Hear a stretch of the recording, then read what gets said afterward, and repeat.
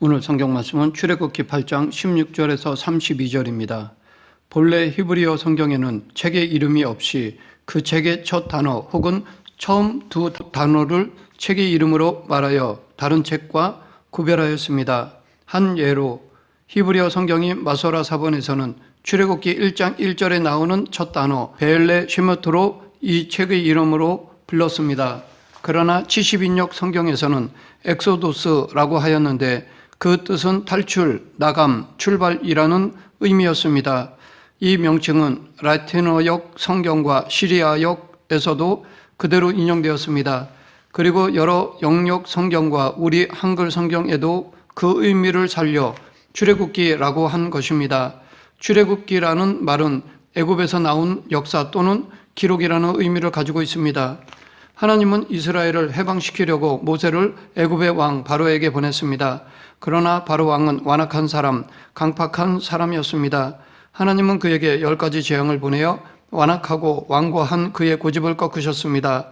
10가지 재앙이란 바로와 애굽에 대한 심판인 동시에 애굽의 신들에 대한 심판이라는 두 가지 의미가 담겨 있는 사건입니다. 당시 애굽에는 약 80여 개의 신들이 있었는데 10가지 재앙은 모두 다 직간접적으로 애굽의 신들을 징계하는 것이었습니다. 이를 통해 하나님은 그 신들은 우상일 뿐 신이 아니며 아무런 힘도 없고 오로지 창조주이신 당신만이 홀로 유일한 신이신 것을 드러내신 것입니다. 그 10가지 재앙 중 첫 번째 재앙은 물이 피가 되게 하신 것이었습니다. 나일강의 물이 피가 되었습니다. 애굽 사람들은 나일강 자체를 신으로 여겨 신성시하며 그 강을 나이로스 신이라고 여겼습니다. 또한 그 나일강을 지키는 남신과 여신이 있는데 그 남신은 하프이고 여신은 이시스였습니다. 하나님은 나일강의 물을 피로 변하게 하심으로 그들이 믿고 있던 나일강 그 자체가 신이든지 나일강을 지키는 남신이 있던지 여신이 있던지 그 모든 것들은 아무것도 아니고 능력도 없다는 것을 보여주신 것입니다. 두 번째 재앙은 개구리 재앙이었습니다. 애굽 사람들은 개구리 머리 모양을 가지고 있는 재생산의 여신 헤크트를 섬겼습니다. 이 신은 출생의 신으로 그 머리가 개구리와 같았습니다. 개구리는 애굽에서 생산과 번영을 상징하는 것이었습니다. 개구리는 본래부터 번식력이 강합니다. 한 번에 알을 낳으면 수백 마리로 번식합니다. 개구리는 뱀에게 잡혀 먹히고 다른 동물들에게 수없이 잡혀 먹혀도 번식력이 강합니다. 그래서 개구리도 신으로 숭배되고 있었습니다. 개구리가 뛰어오르는 것을 보면서 부활과 다산을 상징하는 신 헤크트라고 보았습니다. 그러나 하나님은 물에서 개구리를 올라오게 하시고 또 죽게 하시고 되돌려 보내는 것으로 개구리는 피조물의 하나요 신이 아님을 만천하에 공포하신 것입니다. 세 번째 재앙은 티끌이 이가 되는 재앙입니다. 오늘 본문 16절 여호와께서 모세에게 이르시되 아론에게 명령하기를 내 지팡이를 들어 땅에 티끌을 치라 하라. 그것이 애굽 온 땅에서 이가 되리라. 이 재앙은 미리 예고도 없이 보내신 재앙입니다. 아론에게 지팡이를 들어 땅에 티끌을 치라고 하셨습니다. 그랬더니 땅에 티끌이 이가 되었습니다. 애굽 온 땅에 티끌이 다 이가 되어 사람과 가축에게 올랐습니다.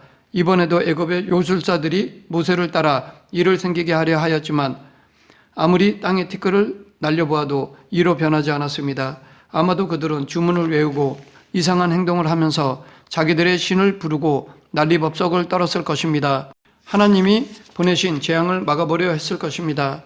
애굽의 요술사들의 힘은 개구리 재앙까지는 흉내를 냈지만 그것으로 끝이었습니다. 더 이상 흉내를 내거나 재앙을 막을 수 없었습니다. 그러자 다급해진 요술사들이 바로에게 이는 하나님의 권능이니이다 라고 하였습니다. 하지만 바로의 마음이 완악하게 되어 그들의 말을 듣지 않았습니다. 그동안 엄청난 능력을 발휘하며 사람들과 왕의 신임을 얻었던 요술사들인데도 아무런 힘을 쓰지 못하였습니다. 그들의 능력은 있는 것을 가지고 더 있게 하거나 변하게 하는 것은 따라할 정도였고 비슷하게 흉내내는 것뿐이었습니다. 반면에 한 물질에서 다른 물질로 무기질인 땅의 티끌을 가지고 이라는 생명체를 만들 수는 없었습니다. 티끌은 무생물인데 무생물을 변하여 생물체가 되게 하는 것은 하나님의 권능이 아니면 될 수 없습니다. 이것은 창조에 관한 것이기에 요술사들의 능력으로는 따라할 수 있는 영역이 아니었습니다. 생명을 창조하시는 이는 오직 여호와 하나님 한 분이시라는 사실을 만천하에 드러내신 것입니다. 이 애굽의 요술사들을 통하여 현대 과학 문명을 비교해 볼 수 있습니다. 현대 과학 문명이 아무리 발달되었고 뛰어나다 해도 인간은 생명을 만들 수 없고 무에서 유를 창조할 수 없습니다. 있는 것에서 있는 것을 발견할 뿐입니다. 즉 인간들이 새롭게 만들었다는 것도 알고 보면 다 하나님이 이미 창조 때부터 그렇게 될 것을 담재해 놓으신 것입니다. 한 예로 A라는 것과 B라는 것을 결합하여 새로운 C를 만들어내었다고 주장합니다. 하지만 하나님이 이 세상을 창조하실 때 이미 A라는 것에 B라는 것을 결합하면 C가 될 것이라는 것을 그 A와 B에 담재해 놓으신 것입니다. 인간이 새롭게 무엇을 만든 것이 아니라 창세부터 담재해 놓은 것을 발견한 것뿐입니다. 그러하기에 우리는 인간의 한계를 인정하고 창조자이신 하나님께 경외감을 가져야 할 것입니다. 오늘 본문에서 요술사들이 이는 하나님의 권능이라고 선언한 것을 잊지 말아야 합니다.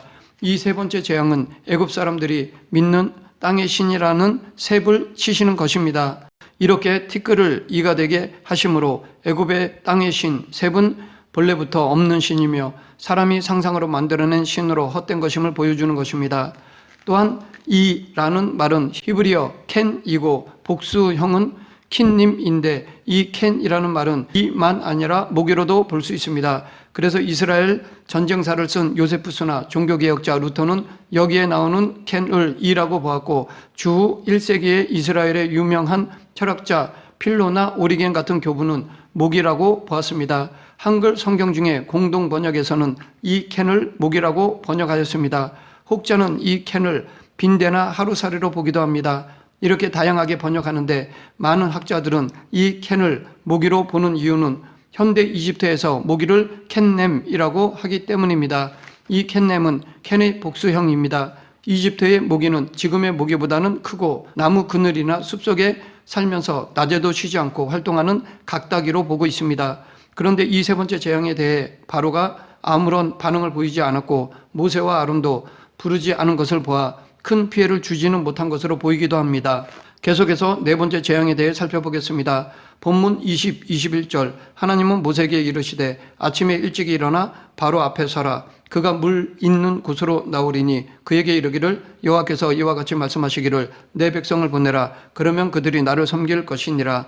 내가 만일 내 백성을 보내지 아니하면 내가 너와 내 신하와 내 백성과 내 집들의 파리떼를 보내리니 애굽 사람의 집집에 파리떼가 가득할 것이며 그들이 사는 땅에도 그러하리라.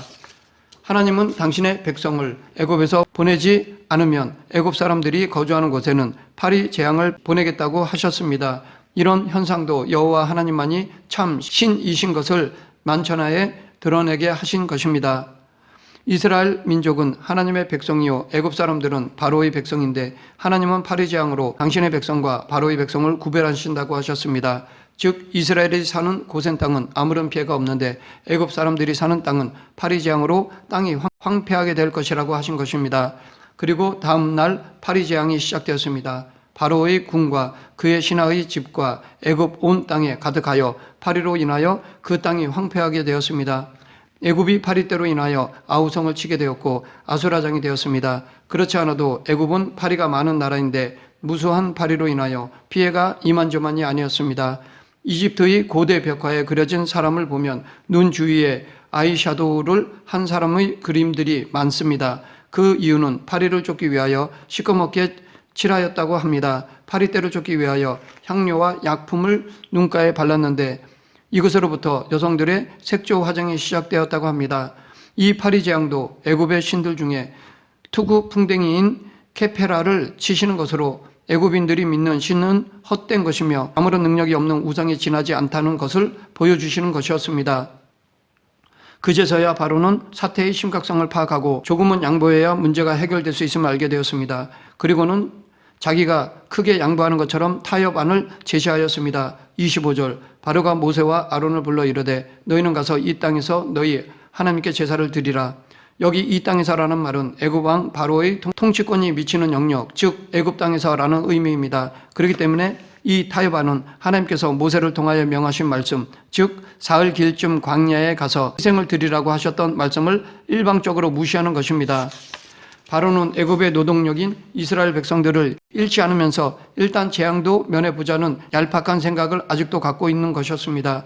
이런 사실을 놓고 볼 때 비록 바로는 파리 재앙으로 인해 한풀이 꺾이기는 했지만 하나님 앞에 완전히 굴복하는 것은 아니며 그의 강팍함은 오히려 돌을 더해가고 있다는 것을 알 수 있습니다.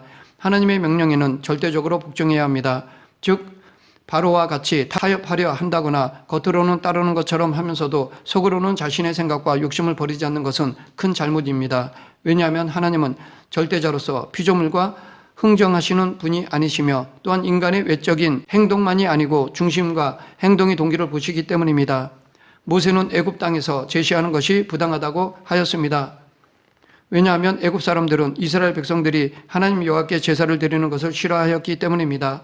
애굽 땅 안에서 짐승을 잡아 죽여서 제사를 드리는 행위는 이스라엘 백성들 스스로 애굽 사람들로부터 화를 자초하는 것이었습니다. 애굽 사람들이 히브리 민족이 제사 드리는 것을 증오했던 이유는 짐승을 죽여 희생 제사를 드리는 이스라엘 백성들의 종교적 관습 때문이었습니다. 당시 애굽에서는 신성시되는 동물들이 많이 있었는데 그 중에서도 어린 양은 자신들이 섬기던 암몬 신에게 속한 거룩한 짐승이었고 또한 흰 암소는 절대로 희생시킬 수 없도록 입법화되어 있었습니다. 그렇기 때문에 애굽 사람들은 어떤 이유에서든지 간에 이러한 동물들을 보호하였으며 심지어는 그것의 모양을 새겨 우상으로 섬기기도 하였습니다. 뿐만 아니라 궁극적인 이유는 이 땅에서 희생을 드리라는 바로의 명령이 하나님의 명령, 즉 사흘 길쯤 광야로 나가서 제사를 드리라는 명령과 배치되기 때문입니다. 그리스도인들은 하나님의 뜻에 따라 사는 사람들입니다. 만약 하나님의 뜻과 세상의 요구가 배치되는 경우에는 당연히 하나님의 뜻을 따라야 합니다.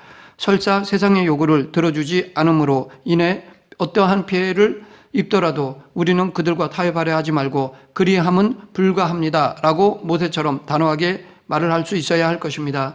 첫 번째 타협안이 거절되자 바로는 다시 두 번째 타협안을 제시하였습니다. 모세가 완강하게 거부하니 허락하면서도 타협안을 제시하였습니다. 28절 바로가 이르되 내가 너희를 보내리니 너희가 너희 하나님 여호와께 광야에서 제사를 드릴 것이나 너무 멀리 가지는 말라. 그런즉 너희는 나를 위하여 간구하라. 처음에는 안 된다, 허락하지 않는다라고 하였다가 이곳 애굽 땅에서 드리라고 했다가 이제는 가되 멀리 가지 말라고 하였습니다. 바로는 하나님이 내리신 재앙에 대한 두려움으로 인해 앞전보다는 다소 완화된 단서 조항을 붙이고서라도 이스라엘 민족이 광야로 가는 것을 허락하고 있지만 바로가 이렇게 허락한 배후에는 여차하면 군사를 풀어 광야로 쫓아가서 이스라엘 백성들을 다시 끌고 올 수 있다는 인간적인 계산이 들어있는 것이었습니다. 이와 같은 사실들로 미뤄볼 때 바로가 여전히 자신의 죄악된 본성을 버리지 못하고 있음을 알 수 있습니다.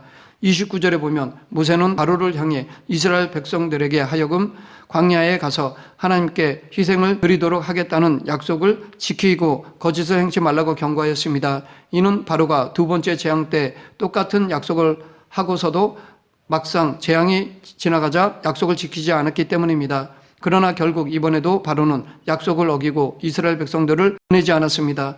사실 바로는 처음부터 약속을 지킬 마음이 없었습니다. 거짓말로 순간의 고난을 피하려고 했던 것입니다. 그는 두 번이나 하나님께 거짓말을 한 것입니다. 그러나 바로가 이처럼 하나님께 거짓말을 한 대가가 무엇입니까? 결국 멸망입니다. 하나님은 이미 바로의 거짓말을 다 알고 계셨습니다. 그러므로 어떤 거짓말도 하나님을 속일 수 없습니다. 하나님을 향한 거짓말은 오로지 자신을 해칠 뿐입니다. 말씀을 맺겠습니다. 바로는 이제까지 5번에 걸쳐 여호와의 이적을 분명히 목격하였음에도 불구하고 여전히 하나님께 대항하였습니다. 이러한 바로의 어리석은 모습은 마치 자문 기자의 고백과 같이 멸망이 코앞으로 닥쳐와도 그것이 무엇 때문인지 누구 때문인지 깨닫지 못하는 자와 같습니다. 하나님께서는 이런 완악한 자를 결단코 묵인하지 않으시고 반드시 심판하십니다. 그러하기에 우리는 완악한 마음을 버리고 하나님 말씀에 순종하는 자들이 되어야 합니다. 하나님 말씀에 순종하여 풍성한 은혜를 누리는 저와 여러분이 되기를 간절히 축원합니다. 기도하겠습니다. 생사와 화복을 주관하신 하나님 아버지, 하나님의 뜻보다 앞서지 않게 하시고 나와 다를 때 내 마음을 내려놓고 하나님의 뜻을 따르는 그리스도인이 되게 하여 주시옵소서.